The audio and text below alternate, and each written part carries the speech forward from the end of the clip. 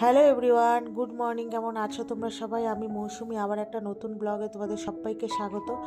তো আজকে ব্লগটা দেখো একটু অন্যরকম হতে চলেছে, আশা করি তোমাদের খুবই ভালো লাগবে। তো দেখো বন্ধুরা, সকাল সকাল মেয়েকে স্কুলে দিতে গেছিলাম, তার আগে আমার ঘরের এভরিথিং কাজকর্ম হয়ে গেছে, আর ওগুলো তোমাদের সাথে একদমই শেয়ার করা হচ্ছে না। তো আজকে একটু শ্যাম্পু করেছিলাম, শ্যাম্পু করেই মেয়েকে রেডি সেডি হয়ে দিতে দৌড়ে চলে গেছি, বাসে তুলে দেবো আর কি, স্কুল যাবে। তো পুরো মাথা আমার ভেজা, পুরো চুপচুপিয়ে জল পড়ছে। তো বাস থেকে বাস এসে উঠিয়ে দিয়ে তারপরে ফুল টুল নিয়ে ঘরে চলে এসেছি। এসেই সাথে সাথে ড্রেস চেঞ্জ করে এবার পুজোটা দেওয়া বাকি ছিল। আমি বলেছি প্রথমে আমি আর কি মেয়েকে তুলে দিয়ে তারপরে আসবো, জানো তো। তো পুরো মাথা ভেজা, দেখলেই ওই মাথায় ফট্টি বেঁধে জানলা দরজাগুলো খুলে দিলাম, আর ফুল নিয়ে এসেছি ঠাকুরের জন্য আর ঘরের জন্য। তো পুজো টুজো দিয়ে তারপরে চলে গেছিলাম ছাদে গিয়ে একটুখানি চুলটা ভালো করে আঁচড়ে জটফট ছাড়িয়ে চোপড়ে চুলটা একটু শুকিয়ে নিলাম কিছুক্ষণ।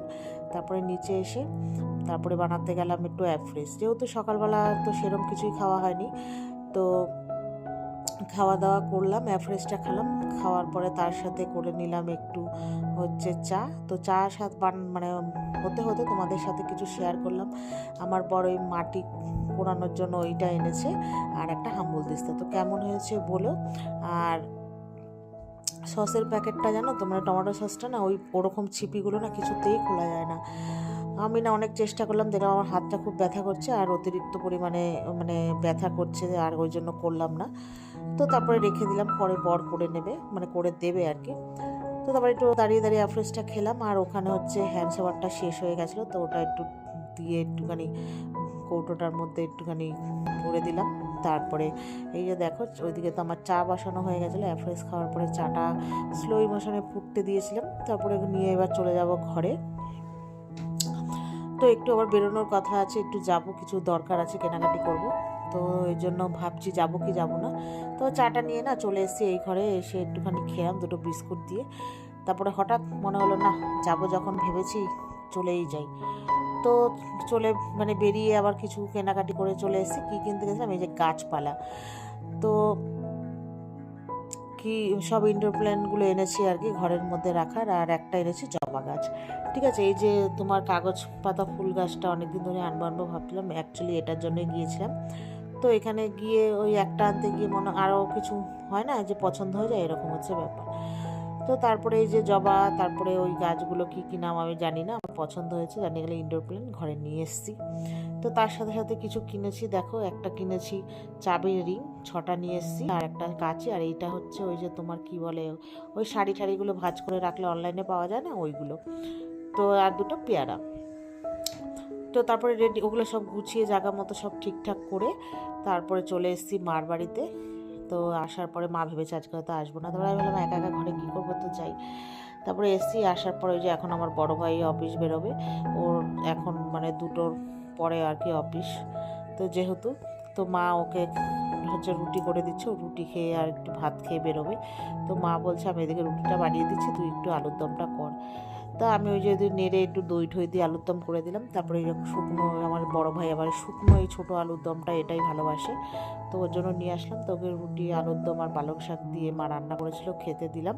তো বসে বসে গল্প করছিলাম। তো তারপরে খাওয়া দাওয়া করে বাড়ি চলে এসেছি। আসার পরে মেয়েকে স্কুল থেকে এনেছি, এনে এই যে দেখো আবার রেডি হয়েছে, আজকে শুধু দৌড়াচ্ছি। এবার মেয়েকে ওই বাড়িতে রেখে আজকে যাব এই বিয়ে বাড়ির লেহেঙ্গা কেনাকাটি করতে আর কি, বুঝেছো। তো মেয়েকে রেখে ওইখানে পড়াতে আসবে আমার ওই ভাইয়ের যে বন্ধু, মেয়েকে পড়ায় ও। তো ওই জন্য রেখে তারপর চলে আসলাম। এই যে বান্ধবী, আরও 2 বান্ধবী আছে স্টেশনে, ওরা ওদিক দিয়ে বাড়ির থেকে এসছে, আমরা এদিক দিয়ে গেছি। তো এই যে দেখো 4 জনে মিলে ট্রেন ধরে চলে এসেছি। তো এই যে লেহেঙ্গা দেখো, লেহেঙ্গার কালেকশনগুলো খুবই ভালো, আর দাম তো একদম শুনলে অবাক হয়ে যাবে। তো এই যে দেখো লেহেঙ্গাগুলো। তো এখান থেকে 2-3টে লেহেঙ্গা দেখছিলাম, বেশ ভালোই লাগছিল। তো দেখার পরে এই যে এই লেহেঙ্গাটা পছন্দ হয়েছে, ডিপ বটল গ্রিনটা। তো লাস্টে এটাই নেওয়া হলো। তো নেওয়ার পরে সবাই পছন্দ করে নিয়েছে সবারটা। নেওয়ার পর তারপরে আর কি এখান থেকে ল্যাটকান, তারপরে পিঠের ল্যাটকান, লেহেঙ্গার লাটকান সব নেওয়া হলো। তারপরে নিয়ে তারপরে আমরা বাড়ি চলে আসলাম। ও বান্ধবীরা ওরা দুজন গেল মেয়েকে টিউশন থেকে আনতে, আর দুজন আমরা চলে আসলাম। একজন বাড়ির সামনে নেমে গেছে, আর আমার যেহেতু বাড়ির সামনে নামা হয়নি, মার বাড়িতে মেয়ে রয়েছে, আমি তো এখানেই আসবো, চাবিও রয়েছে, তো এখানে এসেছি। তো আসার পরে দেখলাম মেয়েকে পড়াতে এসছে, ও এসছে আমিও এসেছি, তো ও পড়াচ্ছে। তো আসার পরে একটু চা খেলাম। তো ওর খিদে পেয়েছিলো, ওকে দিল মা মুড়ি মেখে, তার সাথে আমিও এক মুঠ খেলাম।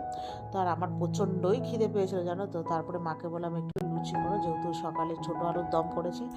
তো মা এখানে লুচি ভাজছে, তো মেয়ের পড়া হলে আমরা আর কি খাবো। তো মেয়ের পড়া ঠড়া হয়ে গেছে, তো এই যে এখানে লুচি ভাজাভাজি চলছে। তো এবার লুচি ভাজা হয়ে গেলে এবার নিয়ে যাব, তারপরে আমরা একটু খেয়ে আমি আর মেয়ে বাড়ি চলে আসবো। তো এই আর কি। তারপরে এই যে সবকটা লুচি মোটামুটি ভাজা কমপ্লিট। তো মেয়েকে বললাম এবার ভাজা হয়ে গেছে, তুই কি আগে খেয়ে নিবি? তো মেয়ে বললো না, একসাথেই সবাই খাবো, মানে আমি মা আর ওর, এটা টিফিন আর কি। তো যাই হোক, সব লুচি এক এক করে ভেজে নিলাম, মা বেড়ে দিচ্ছে আর আমি ভাজলাম। তো ভেজে এবার এই ঘরে আসবো আর কি। ভেবেছিলাম প্রথমে ওই ঘরে টিভি ঘরে বসে খাবো, তারপরে মা বললো না, এই ঘরেই চল বসে খাই সবাই মিলে। তো এই ঘরে যে তিনজনে মিলে বসে আর কি আলুর দম দিয়ে খাবো।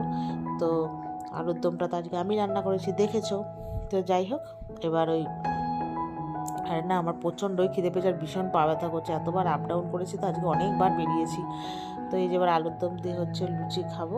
তো মেয়ে তো স্কুল থেকে এসে কিছু খায় না, তোমাদের সাথে তো প্রায়ই এখন শেয়ার করি যে ও কিছুই খায় না, খালি চা খায় আর কিছু খায় না। এই করে করে আগের দিন ভীষণই পেটের ব্যথা হচ্ছিল, তাও কথা শোনে না আর কি, ও খাবে না স্কুল থেকে এসে। তো না খেলে আর কি করার। তারপরে এই জন্য লুচি বললাম, মাকে বললাম এটা আলুর দম করেছে যখন লুচি করো। তো খেয়ে দিয়ে আমরা বাড়ি চলে এসেছি। তো চলো টাটা।